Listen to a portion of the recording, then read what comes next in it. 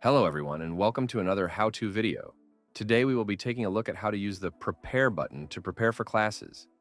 We will also look at how to add some cool text to your Blackboard. And finally, how to save the board and make sure that it's saved correctly. Starting on the home page, let's select a class we want to prepare for. Once selected, head over to the Lessons button and left-click. On the right-hand side, you will see a big green Prepare button. Click on that to prepare for that class. So since it's not my first time preparing for this class, I already have a board saved. I can load that board and add extra content to it if necessary. If you don't know how to create and save boards, we have a video on exactly how to do that on our channel. Now that my board is loaded, if I scroll down, you can see I have some fun text on the board. This is great for adding another visual element to your boards. Let's go take a look how I got these.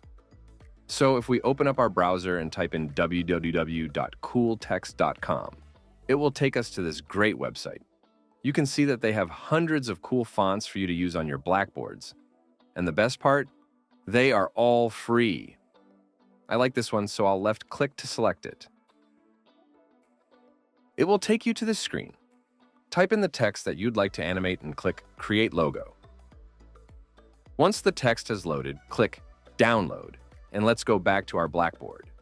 From here, go to Toolbox, select Open File, and double-click on the cool text file you downloaded to upload it to your board. Now that it's on our board, we can change the size and position it correctly. When we're happy, lock it in place and presto! You have some cool text. Now, instead of going to File and saving the Blackboard like we usually would, all we have to do is go to the top of the screen and click on the X to exit the class, and it will automatically save the board. So now that our file has been saved, just as good practice, let's go back and check everything will load correctly. Click on Prepare again.